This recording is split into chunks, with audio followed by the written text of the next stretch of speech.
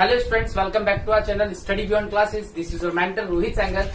आज हम पढ़ने वाले हैं क्लास 10 का chapter number 1, chemical reaction and equation. अब ये क्या है? ये केमिस्ट्री का फर्स्ट चैप्टर है और आपकी बुक का फर्स्ट चैप्टर है। अब यहाँ पे हम क्या पढ़ेंगे, कैसे पढ़ेंगे, उस चीज को देखते हैं। सबसे इंपॉर्टेंट चीज जो आपने पहली प्रीवियस क्लासेस में पढ़ी होंगी, you have already studied about chemical and physical change. It means आपने देखा था चेंज क्या होता है। Why I am telling you so? क्योंकि यहाँ पे केमिकल रिएक्शन एंड इक्वेशन। पहले हम चैप्टर का मीन समझेंगे कि मीनिंग क्या है, तब हम उसके कंटेंट के अंदर घुसेंगे। सी, हम बात कर रहे हैं चेंज की। आपने चेंज दो टाइप के देखे थे। अब दो टाइप के चेंजेस थे क्या? एक जो चेंज था दैट वाज फिजिकल चेंज और एक था केमिकल चेंज। दो चेंज हैं। अब चीजों को ना ज्यादा घुमाता फिराना नहीं है, हम सीधा आते पॉइंट पे कि मेन मुद्दा क्या है। तो मेन जो कॉन्सेप्ट है चेंज का वो क्या है।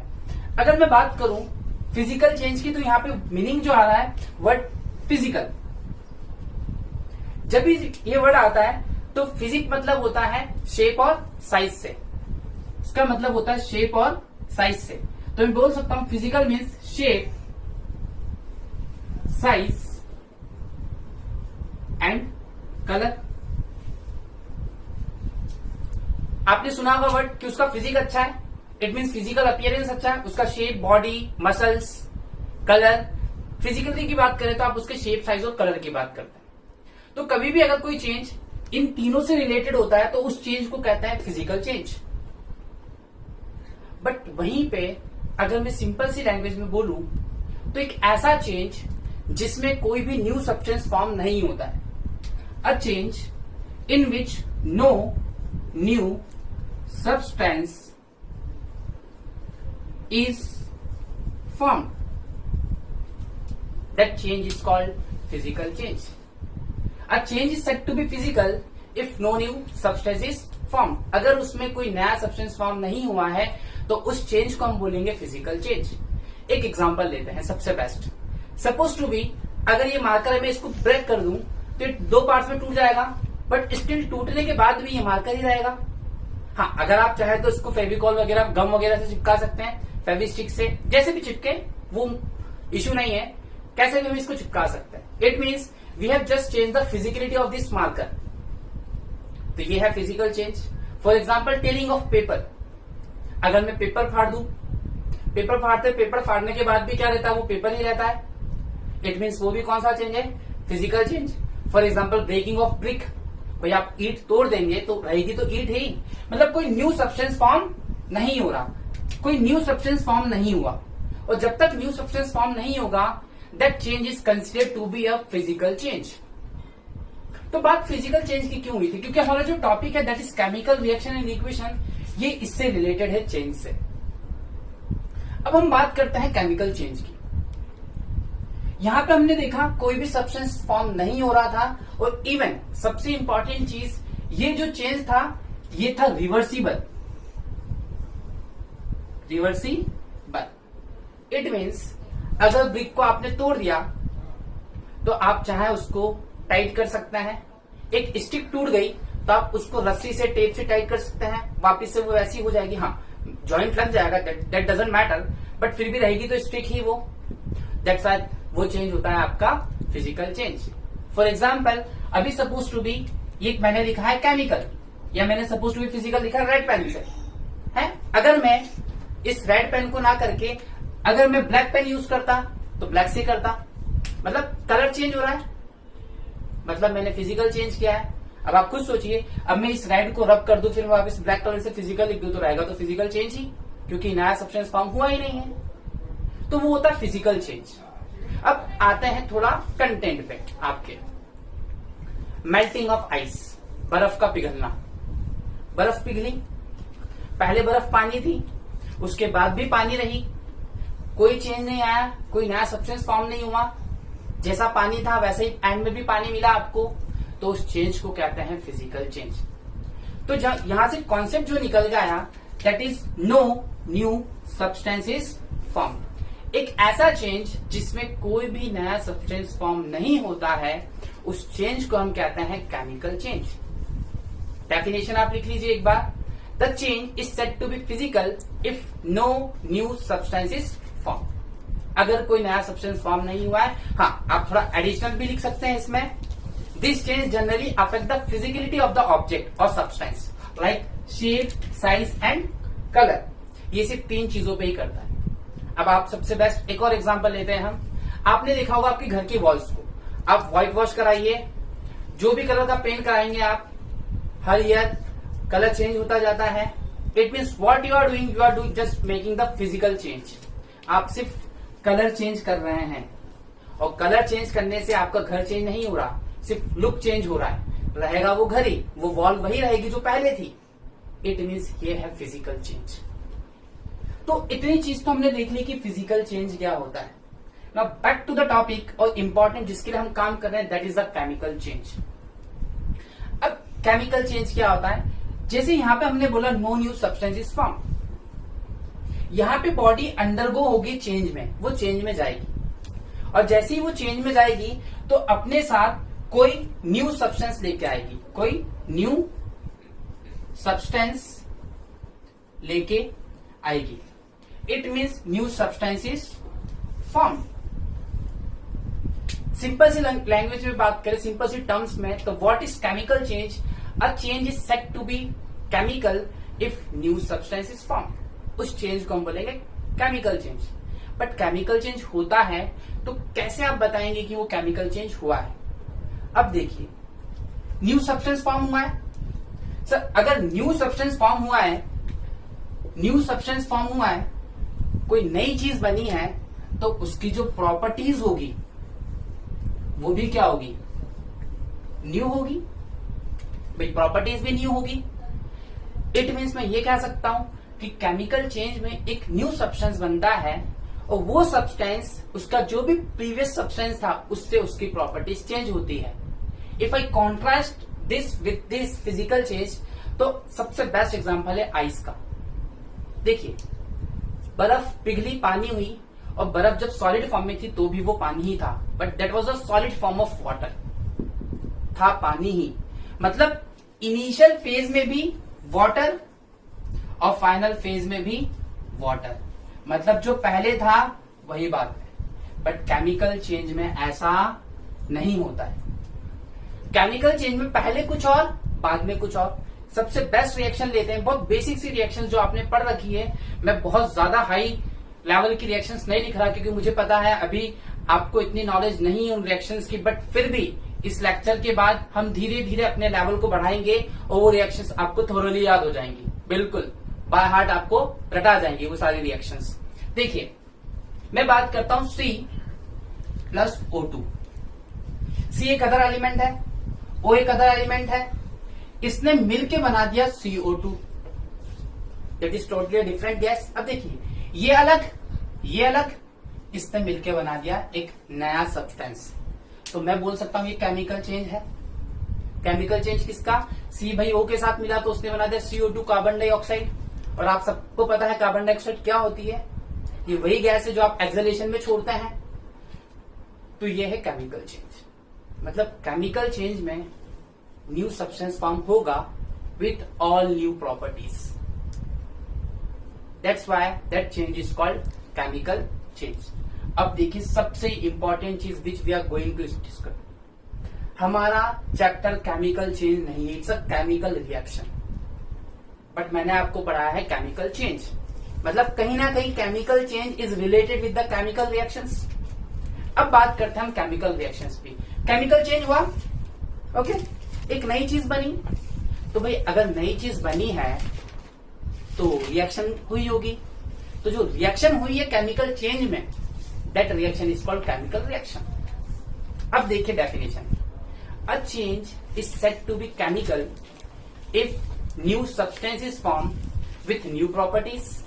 भाई नया सब्सटेंस बनेगा नई प्रॉपर्टीज के साथ, that change is called chemical change, okay. And the reaction so involve in this change is called chemical reaction. भाई जो रिएक्शन इन्वॉल्व हुई है इस चेंज में उस रिएक्शन को हम बोलेंगे केमिकल रिएक्शन। आप पैरेलल में बोलते जा रहा हूं, आप लिखते जाइएगा, अननेसेसरी उसको बोर्ड पे लिख के टाइम वेस्ट करने से मतलब नहीं है, क्योंकि अगर मैंने बोर्ड पे लिख दिया तो आप पूरा बोर्ड से ही कॉपी पेस्ट करेंगे, मतलब उस चीज का है ही नहीं। आप सुनिए ध्यान से, उसको नोट डाउन करते जाइएगा, इसलिए मैं धीरे बोल रहा हूं उस चीज को। तो व्हाट इज केमिकल चेंज? अगर तुमसे कोई पूछे, आपसे पूछे कि केमिकल रिएक्शंस क्या होती है, तो पहले आप लिखेंगे केमिकल चेंज की डेफिनेशन, फिर पैरा चेंज करेंगे, फिर लिखेंगे the reaction involve in the chemical change is called chemical reaction. For example, curd formation of curd. आप बताइए, जब दूध से दही बनती है तो दोनों में फर्क होता है। दही की न्यू प्रॉपर्टी, भाई खट्टी होती है, टेस्ट अलग होता है। दही की आप चाय नहीं बना सकते और दूध का आप रायता नहीं बना सकते, तो chemical properties different. Rusting, junk लगना, ये भी केमिकल चेंज। अच्छा, एक बार आपने खाना पका दिया तो खाने को वापस कच्चा कर देंगे, कौन सा चेंज? Chemical change. ओके, आपके अंदर प्रोसेस हो रही केमिकल वेरियस प्रोसेस, डाइजेशन। एक बार बॉडी ने खाना पचा दिया, आप बोलो कि नहीं आप तो रिवर्स प्रोसेस करो, तो रिवर्स होगी? नहीं होगी। इट मीन्स मैं सिंपल सी चीज कह सकता हूं कि जो केमिकल चेंज होता है वो होता है irreversible, it can not be reverse back. तो इस चेंज को हम कहते हैं केमिकल चेंज। फिजिकल चेंज में आपने देखा, जो चीज शुरू में थी वो वैसी ही थी, फाइनल में भी वैसी ही थी, लेकिन यहां पे ऐसा नहीं, शुरू में कुछ और था, बाद में कुछ और। तो ये चेंज समझ में आया। अब एग्जाम में जो इस टॉपिक से क्वेश्चन आता है, दे directly ask what is chemical reaction. बहुत इंपॉर्टेंट क्वेश्चन है, सीधा सीधा एग्जाम में पूछा जाता है सीबीएसई में कि केमिकल रिएक्शन क्या है। तो आप लिखेंगे पहले केमिकल चेंज की डेफिनेशन, फिर केमिकल रिएक्शन। हाँ, either they can ask you the example भी पूछ सकते हैं आपसे केमिकल रिएक्शंस के। तो सबसे बेस्ट रस्टिंग है एग्जाम्पल में, ये भी केमिकल रिएक्शन है, ठीक है। और आपकी बॉडी के अंदर जितनी भी रिएक्शंस हो रही हैं, जितनी भी प्रोसेस हो रही है, डाइजेशन, इंजेशन, एसिमिलेशन, एक्सक्रेशन, सबकी सब केमिकल प्रोसेस है, सबका सब केमिकल चेंज है, ठीक है। प्लांट्स फोटोसिंथेसिस करते हैं, अपना फूड बनाते हैं, ये भी कौन सा रिएक्शंस होती हैं? Chemical reactions. मतलब केमिकल रिएक्शन का सिंपल सा मतलब है एक न्यू सब्सटेंस का फॉर्मेशन, और न्यू सब्सटेंस का फॉर्मेशन होता है तो जो चीज बनती है that is totally different from the initial substance. ये जो सब्सटेंस इनिशियल वे में आया है इससे अलग होगा। हम डिटेल में डिस्कस करेंगे अभी क्या क्या होता है, क्या क्या नहीं होता है, बट अभी जो मोटिव था हमारा वो ये समझना था फिजिकल और केमिकल चेंज क्या है। आई होप कि आपको दोनों का डिफरेंस अच्छे से समझ में आया होगा। फिजिकल चेंज में कोई न्यू सब्सटेंस फॉर्म नहीं होता है, केमिकल चेंज में न्यू सब्सटेंस फॉर्म होता है। फिजिकल चेंज में जो प्रॉपर्टीज होती है वो सेम रहती है through out the process, but यहाँ पे प्रॉपर्टीज अलग हो जाती है। फिजिकल चेंज में ये अफेक्ट करता है शेप, साइज और कलर को, और ये टोटली अफेक्ट कर देता है पूरी बॉडी, सब्सटेंस को ही अलग कर देता है विथ न्यू प्रॉपर्टीज। ये मोस्ट ऑफ दी केसेस में, और क्या 99% केसेस में ये रिवर्सिबल होता है, और ये 100% बोल सकते हैं आप, बट ये रिवर्सिबल नहीं होता, ये होता है इरिवर्सिबल। एक दो केस है जिस केस में, लेकिन दैट इज अदर थिंग, उस पर भी डिस्कशन करें मैं आगे वाले चैप्टर्स पे। तो ये है आपके दो major differences. Starting with characteristics of chemical reactions. हमने देखा था कि केमिकल चेंज और फिजिकल चेंज क्या होता है। हमने ये भी देखा कि किस तरीके से केमिकल चेंज से केमिकल रिएक्शंस आती हैं। इट मींस अगर केमिकल रिएक्शंस हुई हैं तो कुछ तो ऐसी चीज होगी जिससे हमें पता लगेगा कि केमिकल रिएक्शंस हुई हैं। बस सबसे बेस्ट एग्जांपल समझते हैं हम लोग। आपने देखा होगा बरसात के टाइम पे अक्सर लोहे पे जंग लगता है और लोहे का जो कलर होता है वो चेंज हो जाता है। इट मींस जैसे ही जंग लगा तो हम बोल सकते हैं कि केमिकल चेंज हुआ है, क्योंकि लोहा ऑब्वियस सी बात है उसके कलर में चेंज आया है, मतलब कलर ने उसको क्या बता दिया कि सर केमिकल चेंज हुआ है। दूसरी चीज, जो आपका वाटर है वो बनता है हाइड्रोजन और ऑक्सीजन से, और जैसे ही दोनों मिलते हैं हाइड्रोजन और ऑक्सीजन गैसेस फॉर्म में है, और जैसे ही कंबाइन हुए उन्होंने क्या बना दिया वाटर। और वाटर किस फॉर्म में मिलता है आपको? लिक्विड फॉर्म में मिलता है। अब वो लिक्विड फॉर्म में है, वो गैस फॉर्म में है, मतलब क्या हुआ? स्टेट चेंज हुआ। ये एग्जांपल हो गया कि स्टेट भी चेंज हो सकता है, मतलब सॉलिड से लिक्विड, लिक्विड से गैस, गैस से सॉलिड, कुछ भी हो सकता है। तीसरी और सबसे इंपॉर्टेंट चीज, दिवाली में अक्सर आपके घर में पुताई होती है, और भी generally use quick lime. Quick lime use करते हैं, जिसको आप चूना कहते हैं हिंदी में। जैसे ही उस चूने को पानी में मिलाया जाता है तो उसमें बहुत ज्यादा हीट निकलती है, वो बहुत गर्म होता है। इसलिए आपने देखा होगा स्टिक विस्टिक के हेल्प से उसको स्टीयर किया जाता है, ऐसे नहीं किया जाता। इसका मतलब ये है कि कहीं ना कहीं केमिकल रिएक्शंस में टेम्परेचर भी चेंज होता है। इट मीन्स कलर भी चेंज हो रहा है, टेम्परेचर भी चेंज हो रहा है, स्टेट भी चेंज हो रहा है। तो ये सबसे इंपॉर्टेंट चीज है केमिकल रिएक्शंस की। मतलब हमने क्या देखा, हमने सबसे पहली और इंपॉर्टेंट चीज देखी कि यहां पे होता है चेंज इन कलर। सबसे पहला है चेंज इन कलर। मैं एक रिएक्शन ले लेता हूं, Fe की रिएक्शन ले ली हमने O2 के साथ और बना दिया इसने Fe2O3। इसका जो कलर है ये ग्रे कलर में मिलेगा आपको और ये आपको रेडिश ब्राउन में मिलेगा।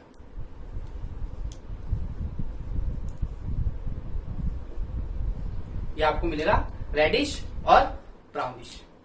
तो इस कलर में मिलेगा। इट मींस ये अपने आप में प्रूफ दे रहा है कि भाई केमिकल रिएक्शन में क्या चेंज हो रहा है, कलर चेंज हो रहा है। और आपको पता है ये कलर चेंज होता है। दूसरी और सबसे इंपॉर्टेंट चीज जो निकल के आती है change in state. Change in state, sir state change होती है। अब स्टेट कैसे चेंज होती है? स्टेट चेंज होती है कैसे? जैसे ही केमिकल रिएक्शंस में दो अलग अलग एलिमेंट्स आते हैं आपस में तो वो अपनी स्टेट को चेंज कर सकते हैं। देखिए सबसे बेस्ट हम लेते हैं वाटर, H2O। आप इस पानी को गर्म करेंगे तो ये बनाएगा हाइड्रोजन प्लस ऑक्सीजन। ये क्या बनाएगा? Hydrogen plus oxygen. आप सबको पता है ये है लिक्विड फॉर्म में, ये है गैसियस फॉर्म में। मतलब क्या चेंज हुआ? Change in state. Sir state change हो गया। किसका स्टेट चेंज हो गया? यहां पे सब्सटेंस का, जो चीज है वो चेंज हो गई, तो स्टेट भी चेंज होता है। थर्ड और इंपॉर्टेंट चीज एक और होती है यहां पे, चेंज इन टेम्परेचर।